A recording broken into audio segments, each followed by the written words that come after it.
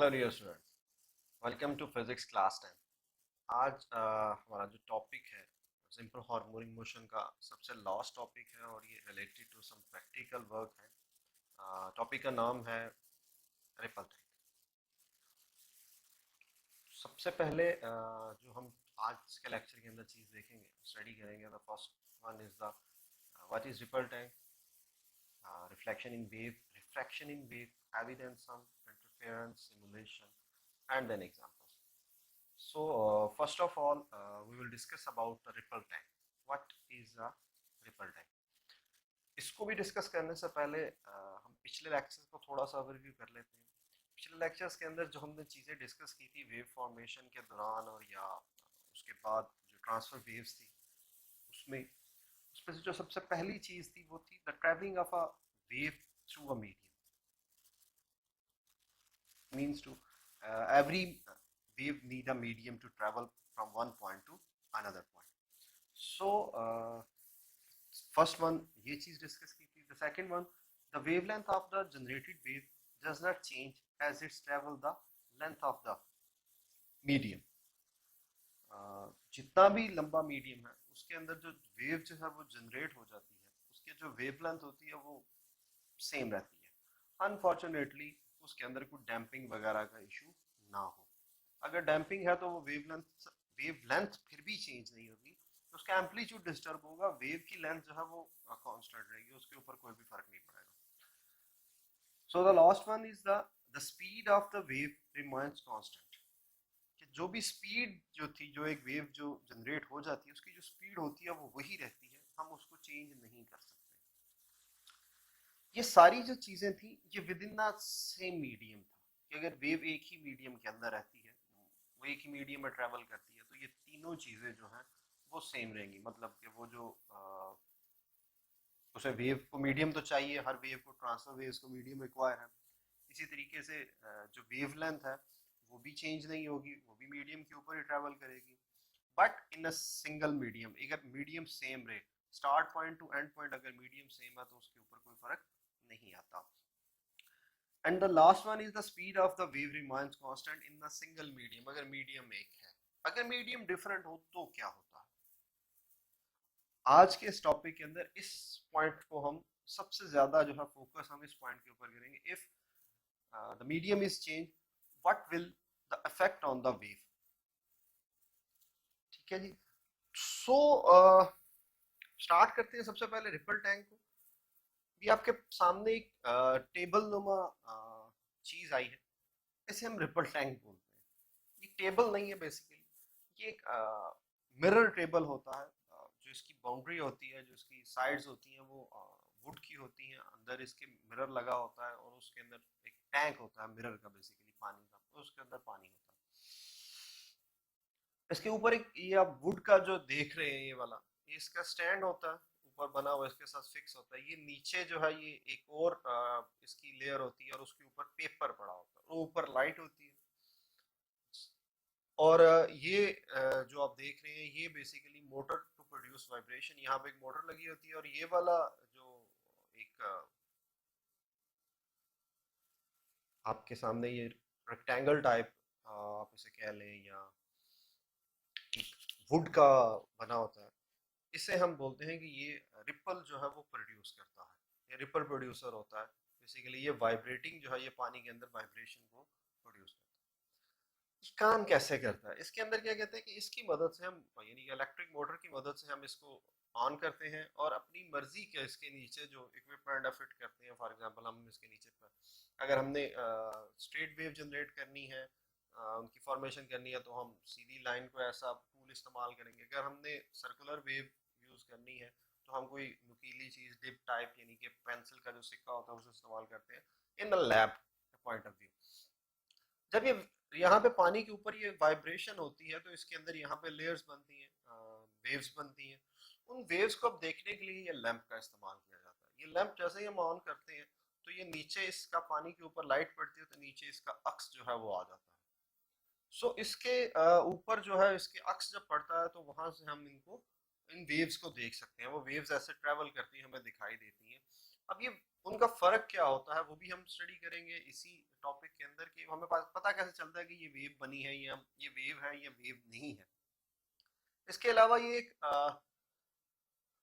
Stroboscope जो है वो इस्तेमाल की जाती है, मतलब इसको रिकॉर्ड करने के लिए, या वेव जो रिपल्स जनरेट होती हैं इन वेव रिपल्स की मोशन को रिकॉर्ड करने के लिए एक जनरेट यानी कि रिकॉर्डिंग मीडिया इस्तेमाल किया जाता है। वो हम यानी कि as a type of a disc होता है, उसके ज़रिए हम इनको स्टोर भी कर लेते हैं।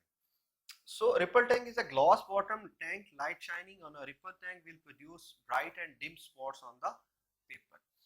मतलब जैसे ही ये रिपल्स जनरेट होती है, लाइट पड़ती है, तो इस पेपर के ऊपर दो तरह की जो स्पॉट्स हैं वो जाहिर होते हैं। First one is bright and second one is dim, यानी कि एक थोड़ा सा डार्क होता है और सेकंड वन जो होता है वो डिम होता है। जो उसकी क्रस्ट होती है, मतलब जो पीक होती है of a wave will absorb more light than the trough of a wave, यानी कि जो ट्रफ से क्रस्ट जो होती है वो थोड़ा सा जो ज्यादा लाइट को अब्सॉर्ब करती है, जो फिर लाइट को ज्यादा अब्सॉर्ब करती है उसका शेडो भी जो है वो भी डार्क होगा, और जो कम लाइट को अब्सॉर्ब करती है जिससे लाइट पास हो जाती है उसका शेडो जो होता है वो थोड़ा सा लाइट होता है। So crust appear as a bright spot and the trough appear as a dim spot. वो ज्यादा लाइट अब्सॉर्ब करती है तो उसका जो शेडो है वो थोड़ा सा डार्क होता है, जबकि जो ट्रफ होती है वो कम लाइट को अब्सॉर्ब करती है, इसलिए उसका शेडो जो है वो थोड़ा सा लाइट होता है। As the water wave move through the ripple tank bright and dim spots move as well. और जैसे जैसे ये रिपल वेव जो होती हैं, आगे हम सिमुलेशन में देखेंगे, जैसे जैसे ये मूव करती हैं ये स्पॉट जो है ये भी आगे आगे मूव करते हैं, क्योंकि लाइट इनके ऊपर पड़ी हुई है और ये रियल टाइम सिनेरियो होता है सारा। इसके अंदर जो भी आपने स्टडी करना होता है वो एक रियल टाइम होता है, और वेव्स जो है वो एक दफ़ा प्रोड्यूस होके वो आगे जाके फिर इसकी बाउंड्री से जाके टकराती है। So when the wave meet any obstacles in their path, their behavior can be observed by watching the bright and dim spots. जैसे ही ये किसी ऑब्स्टेकल, फॉर एग्जांपल यहाँ पे अगर आपने कोई चीज रखी हुई है इसकी बाउंड्री से टकराती है, और उसके बाद जब ये वापस आती है तो हम ऑब्जर्व कर सकते हैं कि इनकी जो बिहेवियर है वो चेंज होता है, उसमें तब्दीली आती है। वो तब्दीली दो तरह की होती है। आमतौर पे हमने ऊपर जो ये टॉपिक स्टार्ट किया था उसके अंदर जो पहली चीज थी, जो कंटेंट थे, उनके अंदर हमने रिफ्लेक्शन और रिफ्लेक्शन का जिक्र किया था। सो ये रिफ्लेक्शन और इंटरफेरेंस, ये तीन तरह के जो बिहेवियर है इनके अंदर चेंज आता है, तो तीनों इंशाल्लाह हम स्टडी करेंगे।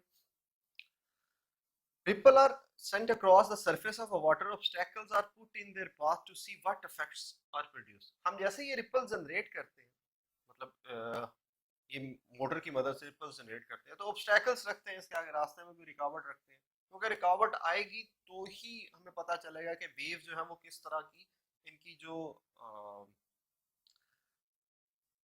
मोशन है उसको हम कैसे ऑब्जर्व कर सकते हैं। सो स्टार्ट करते हैं जी। सबसे पहला कि वेव की डिम और ब्राइट का मैंने जिक्र किया, तो ये अगर आप देखें ये हमारी वेव है, ठीक है, तो ये इसका क्रस्ट है और ये ट्रफ है। तो जो क्रस्ट का एरिया होगा वहां पे जब ऊपर से लाइट पड़ेगी तो उसका जो नीचे शेडो बनेगा वो डार्क बनेगा, जबकि जो ट्रफ होगी उसका शेडो जो है वो लाइट बनेगा। Ripple tank is a glass bottom tank, ये सेम वही चीज है जो हमने पीछे स्टडी की। Light shining on a ripple tank will produce bright dim and spot on the paper. Crust of a wave will absorb more light than the trough of a wave, so crust appear as a bright spot and trough appear as a dim spot. As the water wave moves through the ripple tank, bright and dim spot move as well. In the real time scenario, ये बिल्कुल ऐसे ही जैसे real के अंदर आप देख रहे होते हैं कि वेव्स ऐसे जा रही हैं, और पानी के ऊपर जब लाइट पड़ती है तो उसका नीचे जब अक्स बनता है तो आप उसको शेडो को बड़े इजीली बड़े अंडरस्टैंड कर सकते हैं, और वहां पॉइंट आउट कर सकते हैं कि ये वाली जो वेव है ये वाला इसका क्रस्ट है और ये इसका ट्रफ है, और बकायदा उनका डिस्टेंस जो होता है वो इक्वली जैसा वेव लेंथ का होता है वो इक्वल वैसे आती है नजर। So it's a very good tool to observe the waves. Straight waves are produced by using a straight object like ruler or a pencil attached to the vibrator. मैंने शुरू में बोला था कि हम जो उसके नीचे वो वुडन बॉक्स होता है उसके नीचे हम कोई ऐसी चीज फिट करते हैं जिसकी मदद से हम जो वेव्स हैं वो जनरेट कर लेते हैं। तो स्ट्रेट वेव्स को यानी कि प्लेन वेव फ्रंट्स को जनरेट करने के लिए जो हम मेथड इस्तेमाल करते हैं, या तो हम कोई रूलर वगैरह यानी कि स्केल वगैरह का इस्तेमाल करते हैं, या पेंसिल को जो है वो हम हॉरिजॉन्टल यूज करते हैं, उसको सीधा जैसे रखते हैं वो लंबे दार पे, उसको वैसे रख के उसको नीचे फिक्स कर देते हैं, और वो पेंसिल जब उसके साथ पानी के साथ टकराती है तो उसकी जो स्ट्रेट वेव जो है वो प्रोड्यूस होती है। सर्कुलर वेव्स, मतलब सर्कुलर वेव्स भी आगे हम देखेंगे कौन सी होती है। A wave produced by using a pointed object tip of the pencil attached to the behaviour. जैसे आप पानी के अंदर पत्थर फेंकते हो तो वो एक पूरे सर्कल में वेव जनरेट होती है। तो ऐसी वेव्स जो होती हैं उन्हें जनरेट करने के लिए टिप ऑफ द पेंसिल जो है वो इस्तेमाल की जाती है रिपल डाइंग के अंदर। सो जब भी कोई वेव जो होती है वो प्रोड्यूस होती है, प्रोड्यूस होने के बाद आके वो किसी ऑब्स्टेकल से टकराती है या बैरियर से टकराती है, तो उसके रिजल्ट के अंदर इंसिडेंट वेव होती है और रिफ्लेक्शन वेव होती है, वो एक रिफ्लेक्ट बैक होती है। तो जो इंसिडेंट वेव है और रिफ्लेक्शन वेव है, इनके दरमियान कुछ रिलेशन होता है। अगर तो वेव बिल्कुल स्ट्रेट आके टकराती है, आगे बैरियर जो है वो बिल्कुल उसके परपेंडिकुलर है, यानी कि उसके सामने बिल्कुल परपेंडिकुलर है, उसका कोई एंगल नहीं है, 90 डिग्री के ऊपर है, तो wave incident at a right angle, then वो रिफ्लेक्ट बैक जो होती है वो बिल्कुल उसी तरीके से होती है, वो वापस उसी की रिफ्लेक्शन आती है। सो अगर उसके बैरियर जो है उसमें थोड़ा सा एंगल उसमें चेंज हो, यानी कि एंगल ऑफ इंसिडेंस और एंगल ऑफ जो रिफ्लेक्शन है वो फिर जनरेट होते हैं, यानी कि एक एंगल से आगे आप ये देखें तो ये इसका इस वेव और यहाँ पे अगर ये वाली वेव को हम कंसिडर करें, फॉर एग्जांपल ये आपके पास, मैं इसे डार्क कर देता हूँ, ये और इस बैरियर के दरमियान यहाँ पे ये एक एंगल बन रहा है, ठीक है। ये वाला एंगल जो है, अब ये वेव आके इसके साथ टकराएगी और टकराने के बाद जो है ये रिफ्लेक्ट बैक होगी। अब इसकी जो रिफ्लेक्शन है, यहाँ पे जो एंगल बनेगा, अगर हम इसको यहाँ पे ऐसे दूसरी तरीके से भी हम एंगल जनरेट कर सकते हैं, फॉर एग्जांपल हम कहते हैं कि ये यहाँ पे हम इसे 90 डिग्री के ऊपर ले जाए, ठीक है जी। नेक्स्ट क्या हम देखते हैं, इंसिडेंट रे है और ये हमारे पास रिफ्लेक्टेड वे रे है। सो इंसिडेंट रे हमारे पास ये है कि अब आके ये टकराती है, तो इसके दरमियान और इसके ये परपेंडिकुलर अगर हम लाइन ड्रा करें तो यहाँ पे ये वाला एंगल हमारे पास जनरेट होता है। इस एंगल को हम बोलते हैं एंगल ऑफ इंसिडेंस, जैसे आई से रिप्रेजेंट किया जाता है, ठीक है। इसी तरीके से जब ये हिट करने के बाद वापस रिफ्लेक्ट बैक होती है तो यहाँ पे ये वाला एंगल बनता है, इसे हम एंगल ऑफ रिफ्रैक्शन बोलते हैं, इसे आर से रिप्रेजेंट किया जाता है। अब एंगल ऑफ इंसिडेंस और एंगल ऑफ रिफ्रैक्शन जो होते हैं ये इक्वल होते हैं, इन दोनों के अंदर कोई फर्क नहीं होता, ये दोनों एंगल जो होते हैं ये आपस में इक्वल होते हैं। सो जो रिफ्लेक्शन है वो दो तरह की है, एक तो ये है कि स्ट्रेट उसके आगे बिल्कुल सीधा जो है राइट एंगल के ऊपर बैरियर है या ऑब्स्टेकल है, तो उसके रिजल्ट में वो बिल्कुल 100% रिफ्लेक्ट बैक होंगी रेज जितनी भी है। अगर एंगल ऑफ जो ऑब्स्टेकल्स है या बैरियर है वो थोड़ा सा डिफरेंट है, मतलब वो 90 डिग्री नहीं है, वो 90 डिग्री से थोड़ा सा हट गया, तो फिर उसके रिजल्ट में जितना एंगल ऑफ इंसिडेंस होगा उतना ही एंगल ऑफ रिफ्लेक्शन होगा। सो एंगल ऑफ इंसिडेंस और एंगल ऑफ रिफ्लेक्शन जो है वो इक्वल एंगल्स होते हैं, और वेव का जो बिहेवियर है वो बिल्कुल ऐसे ही होता है, उसकी ना स्पीड चेंज होती है ना उसका हमने शुरू में जिक्र किया क्योंकि मीडियम एक है, तो ना वेवलेंथ चेंज होगी ना फ्रीक्वेंसी चेंज होगी ना ही उसका मीडियम जो है वो चेंज होगा। Reflection in a wave, a vertical surface is put on the path of the wave. The wave are reflected from the surface at the same angle as they strike it. अभी हमने जैसे पिछले slides के अंदर ये देखा कि जैसे ही वेव्स जो आती है, अगर वो आके किसी ऑब्स्टेकल के साथ टकराएगी तो रिफ्लेक्ट बैक होगी।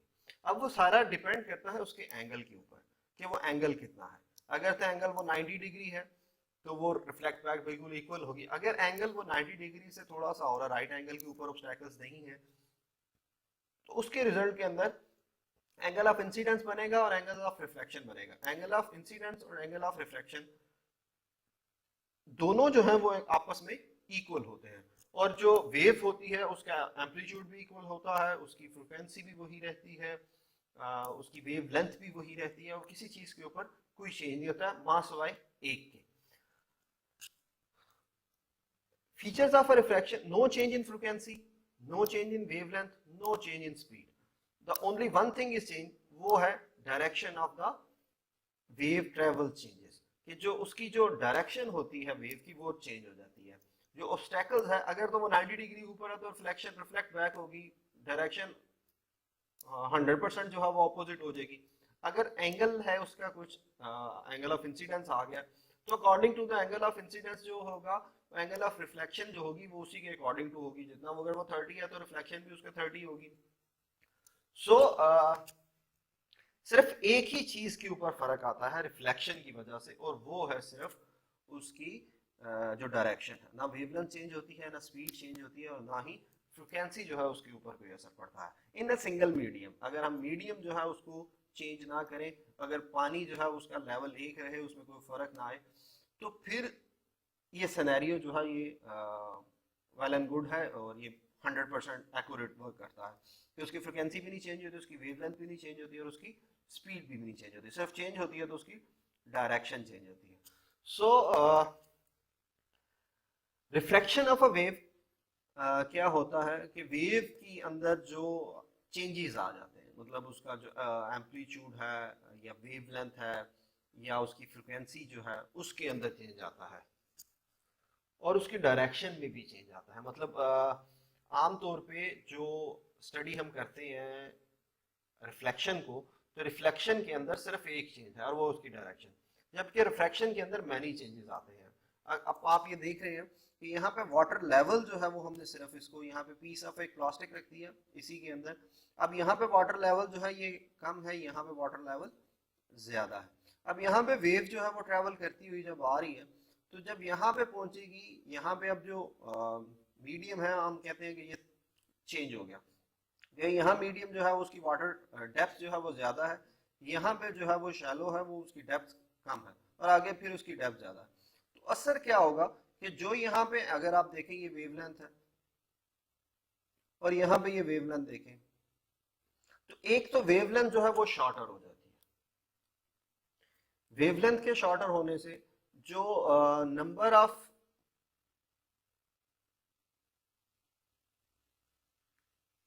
टर्न्स है पर सेकंड, ठीक है, वो डिस्टर्ब होते हैं, और इसके साथ इसकी वेलोसिटी भी चेंज हो जाती है। मतलब हमने जो फार्मूला पढ़ा था v is equal to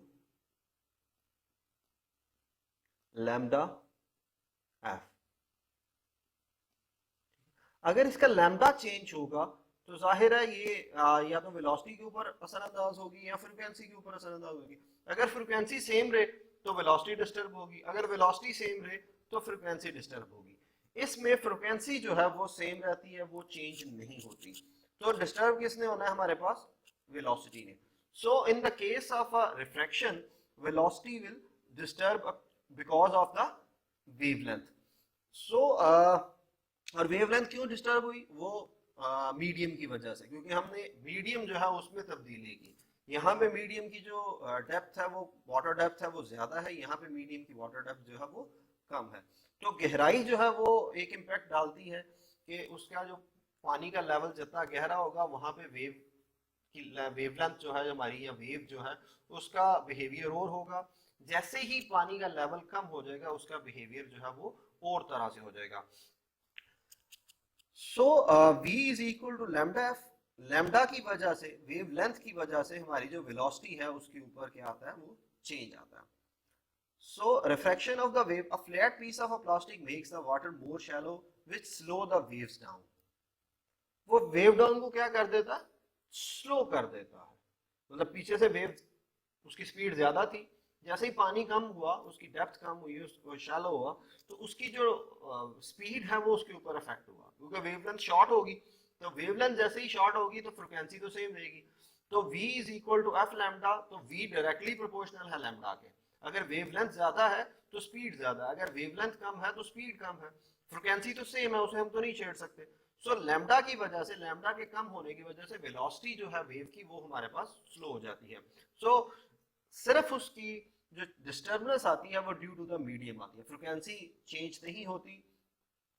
direction जो है उसे भी हम देखते हैं कि वो चेंज होती है या नहीं होती। लेकिन अभी तक हमें जिस चीज का पता चला है वो ये चला है कि इसका लैम्डा जो है यानी कि वेवलेंथ जो है वो चेंज होती है, उसके रिजल्ट के अंदर जो हमारे पास वेलोसिटी है वो डिस्टर्ब होती है, वो स्लो हो जाती है। So when the wave slow the change direction, the effect is called refraction. तो एक मीडियम से जैसे ही दूसरे मीडियम में ट्रैवल करती है वेव्स, तो उसकी जो डायरेक्शन है वो भी चेंज हो जाती है। ये आप 8th क्लास में 9th क्लास के अंदर ये चीज़ें स्टडी करके आए हैं लाइट के अंदर, कि आप एक मीडियम से दूसरे मीडियम में जब लाइट ट्रैवल करती है तो वो थोड़ी सी एंगल ऑफ इंसिडेंस की तरफ झुकती है, वो मुड़ती है और वो थोड़ी सी टेढ़ी हो जाती है। सो जैसे ही हम मीडियम को चेंज करते हैं तो डायरेक्शन तो कंपलसरी है कि वो चेंज होगी, लेकिन उसके साथ साथ वेव की जो स्पीड है वो भी चेंज होती है, वो स्लो हो जाती है। वो डिपेंड करता है कि मीडियम के ऊपर उसकी वो डेंसर है या नहीं है। अगर तो मीडियम मोर डेंसर है तो उसकी जो वेवलेंथ है वो बड़ी हो जाएगी, अगर वो डेंसर नहीं है तो उसकी डेंसिटी कम हो गई है, तो उसके रिजल्ट के अंदर वो वेवलेंथ जो है वो शॉर्टर हो जाएगी। So features of refractions are no change in frequency of the wave. हमने जैसे शुरू में जिक्र किया कि फ्रीक्वेंसी इसमें डिस्टर्ब नहीं होती, फ्रीक्वेंसी सेम रहती है। Decrease in speed makes the wave front close up on each other. तो स्पीड जो है वो because of medium change slow होती है, तो लैम्डा जो है वेव लेंथ है वो शॉर्टर हो जाता है। तो वेव लेंथ के शॉर्ट होने से जो वेव फ्रंट्स हैं वो एक दूसरे के करीब आ जाती हैं। Hence, according to the wave equation, V is equal to F lambda, as frequency remains constant, decrease in the speed causes a decrease in the wavelength. हम already इसको discuss कर चुके हैं. Direction of a wave travel changes unless they are traveling at right angle to the boundary. तो कहता है direction of a wave travel जो है वो भी चेंज होती है अनलेस जो एंगल है वो राइट ना हो। मगर अगर एंगल थोड़ा सा चेंज है तो हमने जो जैसा रिफ्लेक्शन के अंदर देखा था कि अगर एंगल चेंज आता है तो रिफ्लेक्शन जो है वो डिस्टर्ब होती है, वो बिल्कुल बाउंस बैक नहीं होती, उसमें कोई थोड़ा सा एंगल का एलिमेंट जो है वो आ जाता है। सो नेक्स्ट टॉपिक जो है वो हमारा इंटरफेरेंस क्या है। The total disturbance within a medium when more than one wave is present. इन दोनों केसेस के अंदर अगर फॉर एग्जांपल हमने कोई ऑब्स्टेकल रखी है तो वेव जब उसके साथ टकराएंगी तो फिर वापस आएंगी। अब जो वापस आती हैं तो वो दो तरह की वेव्स होती हैं, एक तो जाने वाली और एक आने वाली। वो आपस में जब मिलती हैं तो इंटरफेरेंस होता है। वो इंटरफेरेंस दो तरह से हो सकता है। एक तो उसे हम कहते हैं कि एक जो वेवलेंथ है, एम्पलीट्यूड है वो इंक्रीज होगा, पॉजिटिव इंटरफेरेंस हम उसे कहते हैं। एक होता है कि वेव जो एम्पलीट्यूड है वो कम होगा, उसे हम नेगेटिव इंटरफेरेंस कहते हैं। उस एक दोनों वेव जो ये सिनेरियो है इंटरफेरेंस के, वो दोनों ही अपने अपने जगह पे उनके इश्यूज हैं, उनके मसले हैं। मतलब इंटरफेरेंस किसी भी मामले में सूटेबल नहीं होती, उसे रिड्यूस करने के लिए मुख्तलिफ तरह के तरीकाकार मेथड्स इस्तेमाल किए जाते हैं। सो ये वेव्स जैसे दो पत्थर अगर आपस में फेंके तो ये सेंटर वाली ये वाली जो पोजीशन आती है यहाँ पे, ये वेव्स एक दूसरे के साथ इमर्ज हो जाती हैं, वो मिल जाती हैं। तो वो दो तरह से मिलती है। First one is the amplitude of the wave will added together as a vector. जिस तरह दो वेक्टर ऐड होके तो आगे वो बढ़ जाते हैं, फॉर एग्जांपल उनकी मैग्नीट्यूड बढ़ जाती है, 2 2 4 हो जाता है। इसी तरीके से दो वेवलेंथ जो होती हैं अगर वो आपस में ऐड हो तो वो भी इसी तरह होती है जिस तरह वेक्टर होता है। A crest plus as a crest form a much larger crest. अगर दो वेव्स हैं जैसे ये फोटो में आप देख रहे हैं कि इसका ये वाला क्रस्ट और ये वाला क्रस्ट, अगर ये दोनों वेव ए और बी आपस में इंटरफेयर करेंगी तो इनकी टाइमिंग बिल्कुल सेम है, तो इसके रिजल्ट में क्या होगा कि ये जो क्रस्ट है ये इसके डबल हो जाएगा। मतलब जितना फॉर एग्जांपल ये 1 एम्पलीट्यूड था, इधर 1 था, तो यहाँ पे एम्पलीट्यूड जो है हमारे पास क्या हो जाएगा, वो 2 हो जाएगा। इसी तरीके से जो क्रस्ट है वो क्रस्ट मिलेगी और ट्रफ जो है वो ट्रफ से मिलेगी, तो ट्रफ भी जो है वो भी क्या हो जाएगा, वो भी डबल अप हो जाएगा। मतलब इन दोनों का सम हो जाएगा, ए प्लस बी का जितना उसका एम्पलीट्यूड था उतना ही जो ए प्लस बी वेव होगी उसका एम्पलीट्यूड उन दोनों के सम के इक्वल आएगा। If a crest and a crest, trough and a trough added together, we end up with the constructive interference. इसको हम बोलते हैं कौन सी इंटरफेरेंस हुई है, कंस्ट्रक्टिव इंटरफेरेंस हुई है। सो अगर दो वेव्स जो है वो इस तरह मिले कि वो एड अप होने के बाद उनका जो एम्पलीट्यूड है वो इंक्रीज कर जाए, तो हम बोलते हैं कि ऐसी वेव को कंस्ट्रक्टिव इंटरफेरेंस कहते हैं। So second one is if a crust adds to a trough, we end up with the destructive interference. वो constructive थी, ये destructive interference है। इसमें क्या होता है कि एक का क्रस्ट दूसरे के ट्रफ के साथ मिल जाता है और अगर इन दोनों का एम्पलीट्यूड सेम हो तो जो वेव बनती है वो हमारे पास बिल्कुल स्ट्रेट वेव बनती है। मतलब ये एक दूसरे के ये एम्पलीट्यूड को वेस्ट कर देते हैं। फॉर एग्जांपल इसका +1 है और इसका -1 है, एम्पलीट्यूड यहाँ पे, क्योंकि इसका टफ है, इसका क्रस्ट है, तो ये +1 और ये -1, तो आंसर जो आएगा हमारे पास क्या आ जाएगा, 0। तो इसके रिजल्ट में जो वेव बनेगी वो हमारे पास बिल्कुल स्ट्रेट वेव बनेगी। सो कंस्ट्रक्टिव इंटरफेरेंस और डिस्ट्रक्टिव इंटरफेरेंस को याद रखिएगा, इस टर्म को, ये हम आगे भी इंशाल्लाह इस्तेमाल करेंगे। So in the most cases we end up with the partial interference creating a beat। तो बीट जो होती है, अक्सर आप सुनते हैं ये म्यूजिक की बीट बनी है, वो मुख्तलिफ तरह के इंस्ट्रूमेंट इकट्ठे बज रहे होते हैं। तो अब उनकी जो सेम वो फ्रिक्वेंसी वाले इंस्ट्रूमेंट होते हैं, मतलब दो गिटारिस्ट हैं, वो दोनों गिटार बजा रहे हैं, तो उनसे जो फ्रिक्वेंसी जनरेट होगी वो आपस में एड अप होती है। अब वो एड अप होने के बाद वो एक बीट बनती है, मतलब ये इसकी फॉर एग्जांपल ये ए गिटार है, ये बी गिटार है, ये वाला ये फ्रिक्वेंसी जनरेट कर रहा है, बी वाला ये कर रहा है, तो इसके रिजल्ट में जो बीट बनेगी वो ये बनेगी। क्योंकि ये फ्रिक्वेंसी तो मुख्तलिफ है, तो इसका जो क्रस्ट है, इसके क्रस्ट के साथ कभी कभी इसके ट्रफ के साथ मिलेगा, कहीं पे एम्पलीट्यूड ज्यादा हो जाएगा, कहीं पे एम्पलीट्यूड कम हो जाएगा। इसी जो एम्पलीट्यूड यानी कि इस A+B या इंटरफेरेंस को इस्तेमाल करके हम मॉड्यूलेशन करते हैं, जिसे हम AM और FM चैनल आप कहते हैं, AM रेडियो या FM रेडियो। तो वो बेसिकली एम्पलीट्यूड मॉड्यूलेशन होती है AM रेडियो के अंदर। वो क्या किया जाता है कि उस वेव का एम्पलीट्यूड जो होता है वो डिस्टर्ब कर दिया जाता है, वो चेंज कर दिया जाता है, मतलब एक ऑडियो सिग्नल के साथ एक ऐसा सिग्नल इमर्ज किया जाता है, उसके एम्पलीट्यूड मर्ज किया जाता है जो उसको वो दूर तक लेकर ट्रैवल कर सके।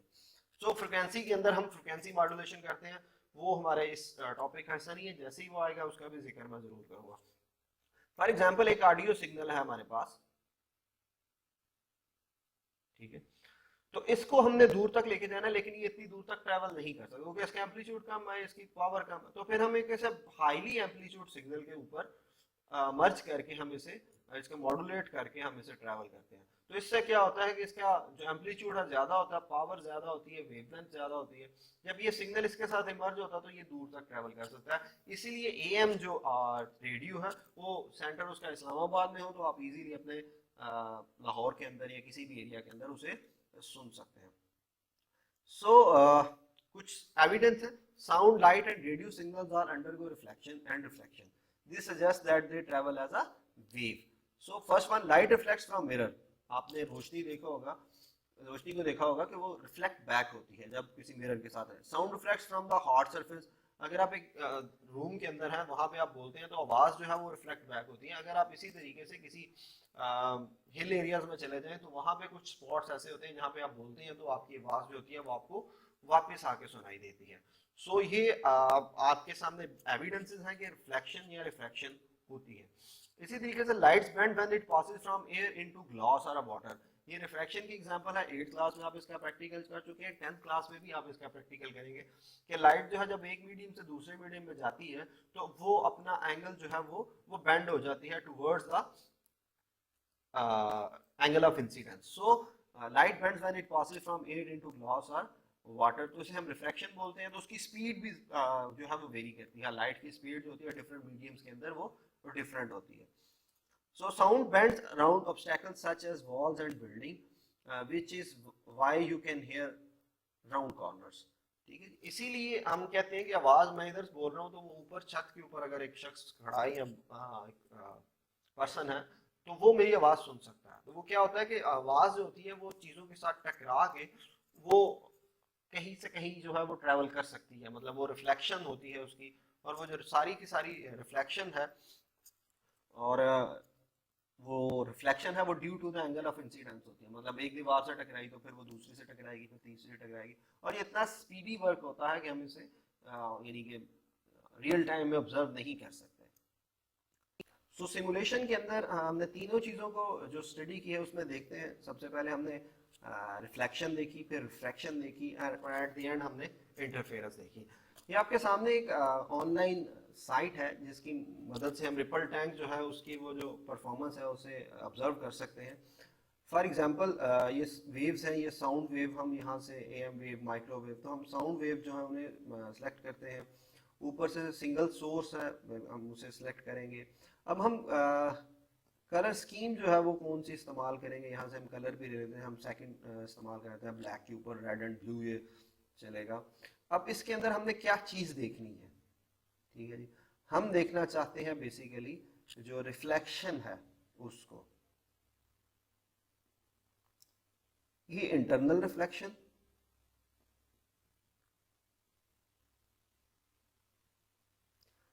अब यहाँ से हम अगर इसको वेव को जनरेट करें, एक मिनट में ऐसे ना, ये पहले हमने स्टडी किया था कि 90 डिग्री के ऊपर है बिल्कुल ना, सीधी है वो। अगर 90 डिग्री के ऊपर यहाँ ये वेव जनरेटर है रिपल टाइम के ऊपर, ये इसका ऑब्स्टेकल्स हैं, और यहाँ से जो रिफ्लेक्शन जो है रिफ्लेक्ट बैक होंगी वेव इसके साथ टकराने के बाद। सो हम इसे स्टार्ट करते हैं जी। ये वेव जनरेट हुई, इसके साथ हिट किया, ये अगर दूसरा मीडियम है उसके हम बाद में जिक्र करेंगे, रिफ्लेक्शन बैक हो रही है ये 90 डिग्री के ऊपर, ये वेव इसके साथ टकरा रही है और ये वापस रिफ्लेक्ट बैक हो रही है, यहाँ से फिर ये वेव जनरेट हो रही है और ये बिल्कुल 90 डिग्री के ऊपर इसकी रिफ्लेक्शन हो रही है। अब अगर हम इसका एंगल जो है वो इंसिडेंस थोड़ा सा चेंज कर दें, ये तो बिल्कुल इसके राइट एंगल है, तो राइट एंगल के ऊपर वेव जो है वो टकराने के बाद ऑब्स्टैकल्स के साथ वो बिल्कुल इसी तरह रिफ्लेक्ट बैक हो रही है, इनमें कोई भी चेंज जो है वो नहीं आ रहा। बिल्कुल जैसे ये वेव जो है ये अगर आप ये देखें ये इसके साथ टकराएगी और ये बिल्कुल सेम वैसे ही रिफ्लेक्ट बैक होगी जैसी वो पहले थी। सो अगर हम इसका थोड़ा सा एंगल जो है वो एंगल ऑफ रिफ्लेक्शन जो है वो थोड़ा सा चेंज करें, अब यहाँ पे देखिएगा यहाँ से ये वेव जो है इसके साथ टकराई और इनकी जो एंगल है वो इस तरफ, ये ट्रैवलिंग जो है ये दूसरी तरफ आ गई।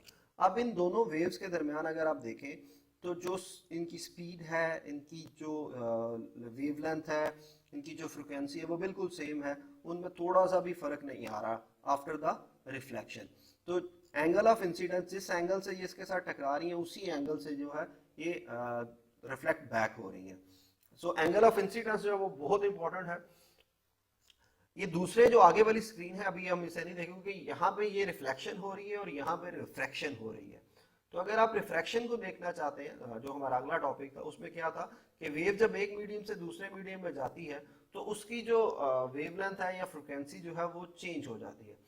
ये वाला मीडियम जो है ये डेंसर है, ये डीपर है, ये वाला मीडियम जो है ये डीपर नहीं है। सो हम इसको रिफ्रैक्शन में लेके चलते हैं, ये रिफ्रैक्शन में आ गए, यहाँ से ये वेव जनरेट हो रही है, यहाँ पे आएगी, तो यहाँ पे ये वाला मीडियम जो है हम इसे वेव को जो है वो थोड़ा सा सीधा कर लेते हैं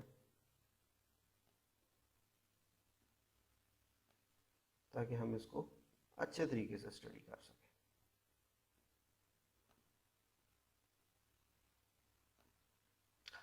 अच्छा जी, ये हमने वेव जनरेट की। अब इसकी यहाँ पे जो आप देखेंगे कि यहाँ पे इसका जो वेवलेंथ है उसमें फर्क देखें और यहाँ पे फर्क देखें, यहाँ पे ये क्लोज हो रहा है। ये मीडियम जो है इसमें डेप्थ जो है वो वाटर की ज़्यादा है, यानी कि जो भी मीडियम साउंड है अगर हम वाटर की एग्जांपल लें तो यहाँ पे इसकी डेप्थ ज़्यादा है, यहाँ पे इसकी डेप्थ कम है। तो इस मीडियम के अंदर जो इसकी वेवलेंथ है वो ग्रेटर है और यहाँ पे जो वेवलेंथ है वो शॉर्टर हो जाती है। अगर इसी तरीके से हम एंगल ऑफ इसका थोड़ा सा चेंज करेंगे एंगल,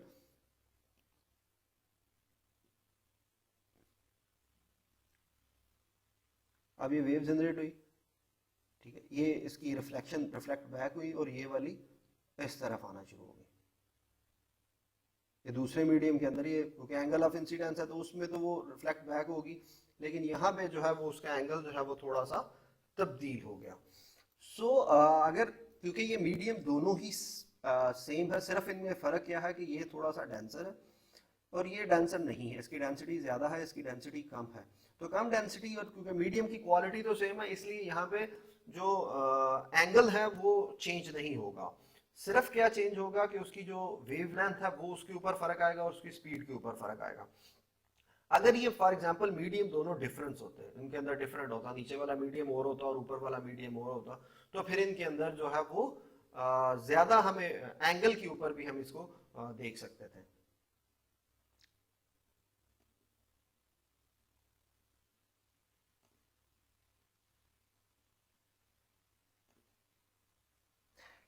एक और हम इससे भी ऑब्जर्व करते हैं कि जो फ्रिक्वेंसी और एम्पलीट्यूड को हम देख सकते हैं, इसमें इंटरफेरेंस को हम देख सकते हैं और ये स्लिट्स को देख सकते हैं। ये स्लिट्स जो है ये आपके टॉपिक से रिलेटेड है। इसमें क्या है कि फॉर एग्जांपल ये वाला जो बैरियर है इसके अंदर अगर ये जो जगह है ये अगर हम अपनी वेवलेंथ जो होती है उससे बढ़ा दें, वेवलेंथ से ये ज्यादा हो जाए या कम हो, तो इसके दो इम्पैक्ट आते हैं। फर्स्ट वन इज कि अगर ये वेवलेंथ से कम है, छोटा है, फॉर एग्जांपल हम इसे स्मॉल कर देते हैं ये, और यहां से हम एक वेव जनरेट करते हैं, स्लो में देखते हैं। आप देखेंगे यहाँ पे जब जैसे ही इस वेव होगी, ये जितनी ये छोटी सी जगह है यहाँ पे जिसे हम स्लिट बोलते हैं, यहाँ से वेव जो है यहाँ पे स्ट्रेट थी और यहाँ से ये सर्कुलर वेव जो है वो होना शुरू हो गई है। ये वेव जो है ये सर्कुलर फॉर्म में आ जाती है। इसी तरीके से अगर हम इस स्लिट को इस वेवलेंथ से बढ़ा दें, ये वाली वेवलेंथ है, ये जो ब्लू एरिया है यहाँ से यहाँ तक, ये इसकी एक वेवलेंथ है, ये वेवलेंथ नहीं है, ये पूरी वेव है, यहाँ से लेके यहाँ तक इसका ये वेवलेंथ है। अगर हम इतनी इस एरिया से इसको बढ़ा देंगे, इसकी वेवलेंथ से बड़ा कर देंगे, तो आप देखेंगे कि ये जो वेव है ये स्ट्रेट वेव जनरेट होना चाहिए, और सिर्फ इसके जो एंड हैं वो थोड़े थोड़े वो सर्कल में है, वो कवर्ड है। इसको हम साउंड वेव के अंदर भी देख सकते हैं।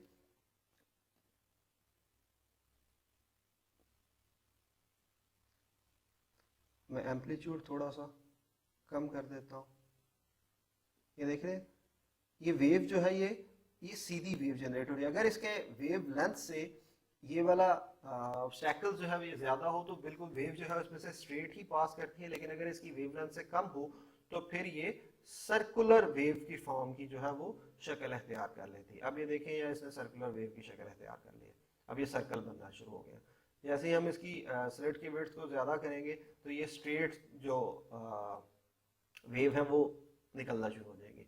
सो ये रिपल टैंक के अंदर भी हम इस एक्सपेरिमेंट को कर सकते हैं और करते हैं कि हम वेव्स जो है उनकी फॉर्मेशन को देखते हैं कि वो आगे से स्लिट के अंदर से जैसे ही बाहर निकलती हैं तो वो कैसी होती है।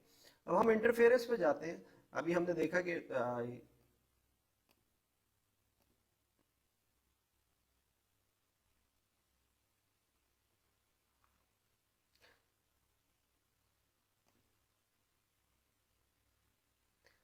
ये दो वेव जो है ये आप देखें तो यहाँ पे इनकी ये दूसरे को यहाँ पे ये ख़त्म कर रही है, ये एक दूसरे को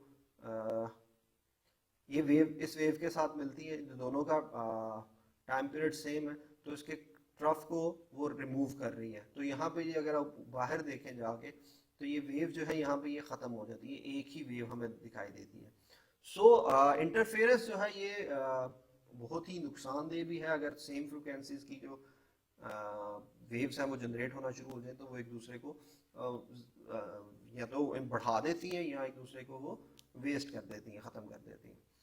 सो ये तीन चीज़ें थी। अब इससे रिलेटेड जो कुछ क्विज है, कुछ एग्जांपल्स हैं, हमने वो भी स्टडी करनी है, वो भी हम देखते हैं। सो उसकी तरफ चल थोड़ी सी अंडरस्टैंडिंग जो हमने सारे लेक्चर से हासिल किए हम उन्हें देखते हैं कि explain the type of a wave front shown. ये किस तरह की वेव है जो आपके सामने है। फर्स्ट वन आपने ये, second one explain the type of a wave front shown. ये दो टाइप्स की वेव हमने जिक्र की थी, एक सर्कुलर वेव थी, एक स्ट्रेट वेव थी। इन वेव फ्रंट को इनकी कौन कौन सी टाइप है, इनके बाकायदा नाम है। सो जो स्ट्रेट वेव है, ब्लू लाइंस है, are plane wave in a plane wave. जो स्ट्रेट वेव है प्लेन वेव के नाम से प्रोनाउंस किया जाता है। Wavefronts are the crest of a transverse or a compression of a longitudinal waves. ये आमतौर पे जो लॉन्गिट्यूडल वेव्स होती हैं उनके रिस्पॉन्स में ये जनरेट होती हैं। ब्लैक एरो रिप्रेजेंट अ रे, ये इसकी जो डायरेक्शन है ब्लैक एरो जो है उसको रिप्रेजेंट कर रहा है। Ray gives us the direction of the wave travel, which is always at a right angle to the wavefronts. Distance between two blue lines is equal to the one wavelength. इन दो लाइनों के दरमियान जो फासला है हम इसे कहते हैं कि ये इसका वेवलेंथ की इक्वल है। सो सेकंड वन इज हमारे पास जो दूसरी वेव है वो है circular wave. Green lines are circular wave front, fronts इन्हें हम बोलते हैं circular wave fronts and plane wave fronts.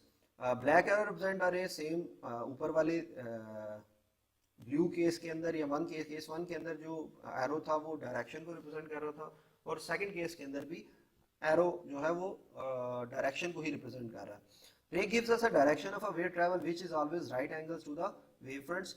Distance between the two green line is equal to one wavelength. इन दोनों के दरमियान जो फासला होता है हम उसे वन वेवलेंथ बोलते हैं, यानी कि दो वेव्स के दरमियान जो डिफरेंस होता है उन्हें हम वेवलेंथ कहते हैं। या यहाँ से यहाँ तक का फासला वेवलेंथ कहलाता है, या यहाँ से यहाँ तक का distance.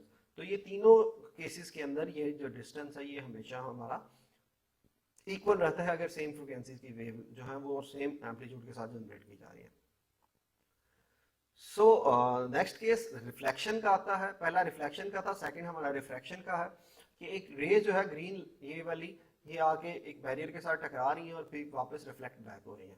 So the name the effect shown, इसका क्या नेम होगा फर्स्ट वन का, सेकंड का क्या नेम होगा, ठीक है जी, इनका दोनों के नाम क्या होंगे। Name 1 and 2 with appropriate terms, इनकी टर्म्स कौन सी हैं।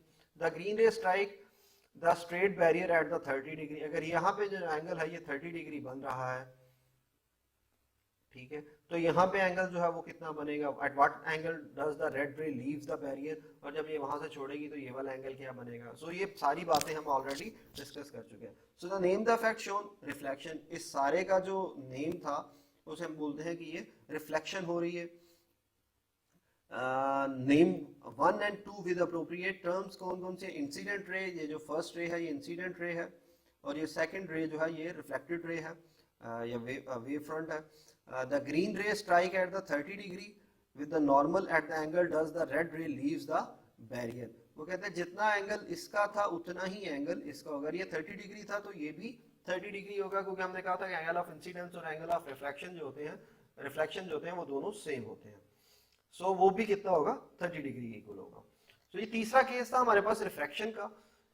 नेम द इफेक्ट शोन, कि यहाँ पे कौन सा हो रहा है, मैंने भी प्रोनाउंस भी कर दिया कि वो रिफ्रैक्शन हो रही है। What type medium could be region 1, 2 and 3। Region 1, region 2 और रीजन 3 जो है ये कौन कौन से मीडियम हो सकते हैं, डीप, शैलो, मोर डेंस, लेस डेंस।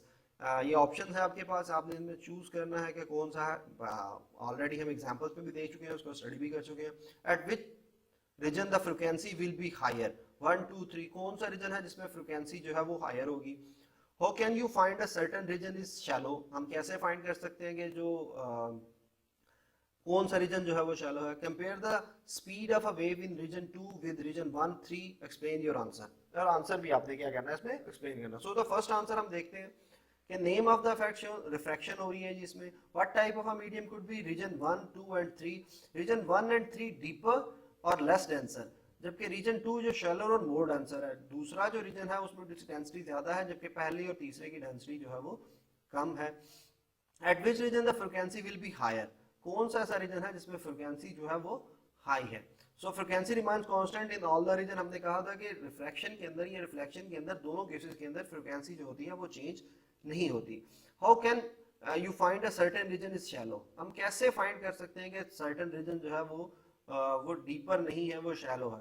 तो वहां पे हमें एक ही पता जब वहां वेवलेंथ जो होती है वो रिड्यूस है। The bending of the rays and the closer wave front shown the certain region is shallow. दो तरह के है कि जो अगर तो मीडियम सेम चीज है, ठीक है, उसमें कोई फर्क नहीं आया, तो वहां पे हमारे पास जो जिसे हम देख सकते हैं या ऑब्जर्व कर सकते हैं वो ये है कि जो वेवलेंथ है वो शॉर्टर हो जाती है और फ्रीक्वेंसी जो है वो तेज हो जाती है अगर मीडियम जो है वो शैलो है। Compare the speed of a wave in region 2 with region 1 and 3. Explain your answer. The wave in region 2 travels with less speed compared to the region 1 and region 3. Wavefront are closer in region 2 and 3 in region 1 and 3. Hence, they have a shorter wavelength with no change in frequency. The speed is reduced at region 2. तो अगर हम इस सारे को conclude करें पूरे अपने lecture को, तो उसके अंदर सबसे पहली जो चीज हमने देखी, हमने कहा कि अगर मीडियम सेम है तो ना तो एम्पलीट्यूड चेंज होता है, ना रिफ्लेक्शन ना एम्पलीट्यूड चेंज होता है, ना फ्रीक्वेंसी चेंज होती है और ना ही वेवलेंथ चेंज होती है। लेकिन अगर मीडियम जो है वो चेंज हो जाए तो उसके रिजल्ट के अंदर हमारे पास क्या आता है कि फ्रीक्वेंसी चेंज नहीं होती, वेवलेंथ भी चेंज हो जाती है और वेलोसिटी भी चेंज हो जाती है। दूसरा हमने ये देखा कि जो चेंज क्या क्या आता है उसमें वेवलेंथ शॉर्टर हो जाती है और वेलोसिटी जो होती है वो कम हो जाती है अगर मीडियम जो है वो शैलोअर है और वो लेस ज्यादा डेंसर है, उसकी डेंसिटी ज्यादा है।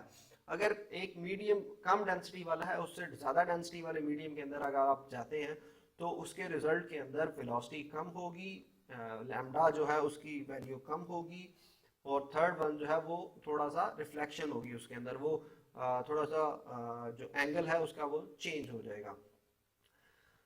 और अगर इंटरफेरेंस हो रही है तो क्रस्ट जो है वो क्रस्ट से मिलेगा, तो एम्पलीट्यूड जो होगा वो इंक्रीज हो जाएगा, वो दोनों वेव के सम के बराबर होगा। लेकिन अगर एक वेव का क्रस्ट और दूसरे का ट्रफ मिलेगा तो वो बिल्कुल वेक्टर रेडिएशन की तरह वो एक दूसरे को माइनस कर देंगे, और हमारे पास जो डिस्ट्रक्टिव वेवलेंथ जो है वो जनरेट होगी, वो इंटरफेरेंस होगी। कंस्ट्रक्टिव इंटरफेरेंस के अंदर क्या होता है कि दो जो हमारे क्रस्ट हैं वो आपस में मिलके वेवलेंथ यानी कि लैम्डा को सॉरी एम्पलीट्यूड को बढ़ा देते हैं, जबकि डिस्ट्रक्टिव जो इंटरफेरेंस है उसके अंदर जो एम्पलीट्यूड है उसकी वैल्यू जो होती है वो स्लो हो जाती है। सो नेक्स्ट अंडरस्टैंडिंग जी हमारी, wave are moving towards an island, what will happen to the wave striking the sandy areas A of the island. यहाँ पे अब तीन तरह के हैं कि बी के ऊपर जब वेव पड़ेगी तो क्या होगा, सी के ऊपर और ए के ऊपर क्या होगा। What will happen to the wave striking the wall at B and C. तो तीन केसेस हैं हमारे पास, ए बी और सी। इन केस ए रिफ्रैक्शन अकर होगी, वेव टकरा के वापस आएंगी, no changes in frequency, frequency में चेंज नहीं गया, बट वेवलेंथ रिड्यूस, वेवलेंथ क्या होगी वो रिड्यूस होगी, क्योंकि इस जो ए है यहाँ पे इसका जो डेंसिटी है वो और है, वो मीडियम और है, and hence speed of the wavelength decrease, और स्पीड भी जो होगी उसकी वो डिक्रीज होगी। लेकिन बी और सी के केस के अंदर ऐसा कुछ नहीं होगा, reflection of the wave occur, no change in speed, frequency and wavelength, किसी के अंदर कोई चेंज नहीं आएगा, क्योंकि ये यहाँ पे जो है वो फ्रिक्वेंसी जो है वो सेम रहेगी, वेवलेंथ भी सेम रहेगी, स्पीड भी सेम, क्योंकि ये एंगल ऑफ इंसिडेंस जो है वो राइट एंगल है। यहाँ पे एंगल ऑफ इंसिडेंस जो है वो वेव का राइट एंगल नहीं है, यहाँ पे मुख्तलिफ चेंज हो रहा है। इस वजह से इसकी जो फ्रिक्वेंसी है वो तो सेम रहेगी, लेकिन वेवलेंथ और उसकी स्पीड जो है वो डिक्रीज होगी, रिड्यूस होगी। सो आज का लेक्चर हम यही कंक्लूड करते हैं। सब्सक्राइब करें ई लर्निंग को और क्लिक करें बेल आइकन को। टेक केयर, अपना ख्याल रखिएगा।